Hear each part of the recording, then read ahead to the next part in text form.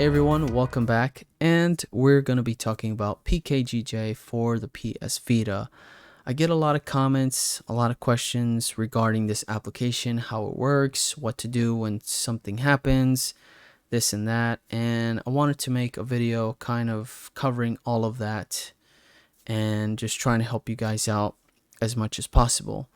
I will have an installation guide going out later this week, hopefully, and that will kind of break down specifically on how to get this installed, which I'll talk about briefly here in the beginning of this video. And it's very simple. All you have to do is just install the VPK, the application of PKGJ, and install one of the two plugins, which is the Refood plugin or the Zero Syscall 6 plugin. And I'll dive into that a little bit. Now, the PKGJ application is very easy. There's not a whole lot to do. It's packaged up very well. When you compare it to like the PS3 version, there's a lot of work you got to do in order for that to work properly, and I do have a full guide on that on Rumble or Odyssey, one of those platforms. But anyways, the Vita application is very easy to get going and very easy to go through and start getting all the stuff that you want on your PS Vita. Now, I would recommend you guys to install Adrenaline right away, and it's a must. You have to have this application in order for you to start using your PSP games and PS1 games that come from this application. What's very cool about this too is that when you download a PS1 or a PSP game through the application, it will directly go into the folder that's necessary for you to run these games through Adrenaline, which is very nice. You don't have to go back and forth trying to copy or move files over here and there.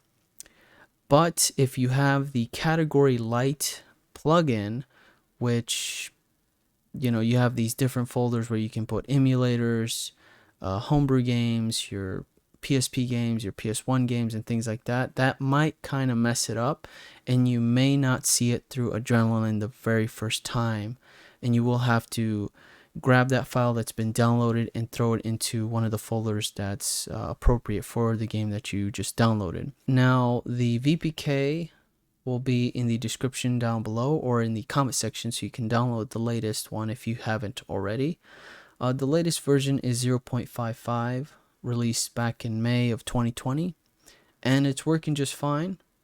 The application does give you that update of the latest uploads to the library, which is very nice. Now, as far as the plugins go, I use the Auto Plugins 2 application to install one of the two plugins necessary to use this, and I went ahead and used the Zero Syscall 6. It's a tool that patches the PlayStation Vita's secure kernel Syscall 6, and it's needed for PKGJ. I did say you would need one of the two, but you actually need a couple more, and I totally forgot about that, which is the No NPDRM plugin, which bypasses the DRM protection on any PS Vita content, and the No PSM DRM by Fran Gars J. Now, as far as Refood goes, this will be down here. I don't have this installed. It's a Vita plugin to run programs that do not get decrypted properly. Now, if you do have some problems with some of the stuff that you download, you may need to install this plugin, restart your Vita, and you should be able to run those games. So let's go back and check out PKGJ here. Alright, so there's my library. I guess we can switch back to the full screen, right? Alright, so there is the library, and for the very first time you will see all these different bars to update the library.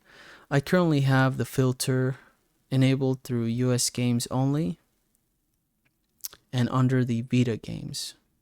So pressing triangle will bring up this little menu. You have the search, the sort by, title, region, name, size, date, and your filters. You can have the Asian games, shown up with the USA games, or the Asia with the Japanese games.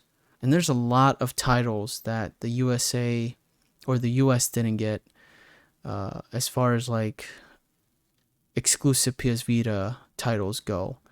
There's a lot of great titles through the Japanese side, which is pretty cool.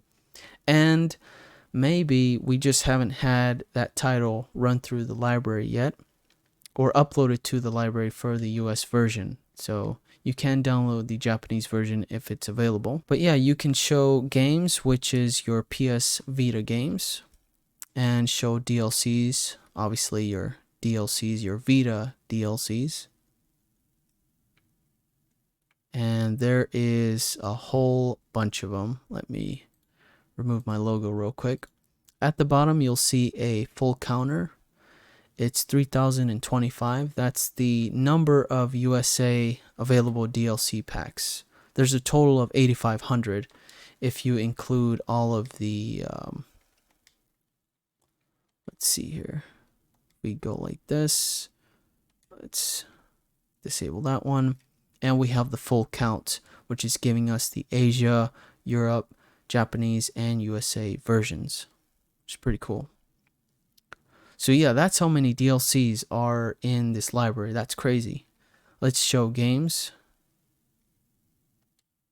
So this one would have over 3,000, wow, over 3,400 Vita games under the Asia, Europe, Japanese, and the USA titles. And you can also download themes. And it would be kind of hard to know what they are. Unfortunately, there's no thumbnails or anything like that. It's pretty basic. You know, if you download like the Digimon Cyber custom theme, you press X to install, and it will queue up. Now, as far as the Vita stuff goes, like the games, the DLCs, and themes, you will see that queue up in the corner there. And it just finished installing. Now, the Vita games, DLCs, demos, and themes can download in the background, meaning you can multitask, like play a game while you're waiting for this stuff to download. But you cannot do that with the PS1 games. You will have to sit there and wait for this to finish downloading, and that way you can move on to the next game or close out the PKGJ application and move on to whatever you want to do. That goes with the PSP games as well, the PSP DLCs, and the PSM games. So just make sure you don't have your PSP fall asleep or you exit out the application. It won't successfully download completely. And obviously you will have the size on the right hand. And a lot of people were asking about the speed. How can we increase the speed of the download? We really can't do that. It all depends on your internet connection, but the Vita is very limited. You can't really go that fast. It goes to 1 to 2 megabytes per second or something like that. It's very slow, guys. I'll start downloading one here real quick. So this is a PSP game. You can see 1.4.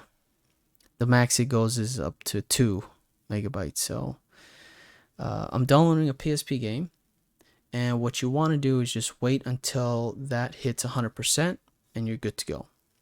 What I like about it too is that the free space that you see at the bottom right hand corner, the 129 gigabytes, starts to change as you're downloading it. So it's kind of cool. But yeah, you can see there it's doing its thing. Now, if for some reason you cannot, or the download fails, and you want to recover that lost space, let's check out Vita Shell.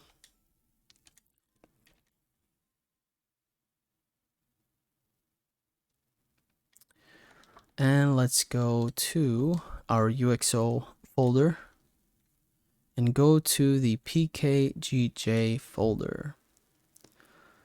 And let's blow this up here real quick. Now anything that fails, it should be in a folder, and the latest folder that has been created under the PKGJ folder. You can see there that this one that's highlighted was at June 19th, 9:42 p.m. This is the latest one that I just downloaded. Let's open that up. And it's a eboot.pbp, and there's 132 megabytes. That's a pretty big chunk. So that wasn't successful. So what we have to do now is to press triangle and delete. And that will recover that lost space for any games that you may have not successfully downloaded. When it comes to the PSP and PS1 games, this is where you'll find it in a folder. It will not be any of these, so make sure you don't delete any of these titles or the config or the compact files. Just leave that alone. Any unsuccessful downloads will be in a folder. And a good sign to know which folder it is, just look at the date and time, the latest one that was created in that folder again, and delete it, and you're good to go. Now let's dive into Adrenaline and check out what we got going on here. I do have category light enabled, which has the different folders for me to throw in my emulators, my PS1 games, and my PSP games. That way it doesn't have a hard time loading up all of my stuff on the memory card. So one of the latest games I did download was the Street Fighter Alpha. This one went through pretty good. No issues, uncategorized. This was another one that I did today, was the Medieval Resurrection for the PSP. So yeah, it works great. And you will see all that stuff populate your PS1 and PSP games in the game folder. And I should also show you where that's located, because I get that question a lot. I say, hey, where do these games end up? Let's go back under UXO. Let's blow this back up and go under the PSP EMU folder. This is the folder for your Adrenaline application. And under PSP and under game, you will find the games that have been downloaded. Now, the stuff that you download through PKGJ will have this kind of a weird file name, but that's the exact name of that. There's like a file name to each of these games, and it's going by the actual correct name of that game file. So you won't see like Medieval Resurrection for the PSP as the title goes. And there's not really a way to see which one it is. Like this one, I'm going to have to move into PSP games. And we'll paste it. Perfect. There's my PS1 games. This one is... See, I don't know what this one is. That's just a random file. I'm just going to throw it in here and paste. So if you do have these subfolders, just grab that file, move it, paste it, good to go. One last plugin I forgot to mention for the PSP games. If you're having trouble with running some of them through Adrenaline and you do have an error come up when you're trying to launch the game, you will have to install one last plugin. Go to Auto Plugins 2, and under your PSP plugins, you want to install the npdrm free plugin. And let's see, a plugin to run official PS1 PSP content without the need of a valid license or act.dat file. So that should solve that issue if you are having problems through Adrenaline. And once you do have that installed, you will have to run through your recovery menu to enable that plugin, which I'll show you here real quick. So press select, go to the recovery menu, and under your plugins, make sure that it's enabled here. Let me just blow that up so you can have a closer look. So npdrm underscore free dot prx currently enabled. Just press X to enable and restart your Adrenaline. And exiting out of recovery should do that for you. And you should be good to go there. One last thing we'll look at is refreshing the library. A lot of people don't do this, but you should do this so you can have the latest updated library through the application. So just press triangle to bring up the menu, and you want to hit the refresh button, and it'll start to refresh the library, bring in anything new that's been added to the library, and show it up on through the application. And before, I think I was sitting, I haven't used PKGJ for a while. I think I was sitting at like 3,400, and it brought in 20 new titles, or 20 whatever new content in the library. So that's very nice.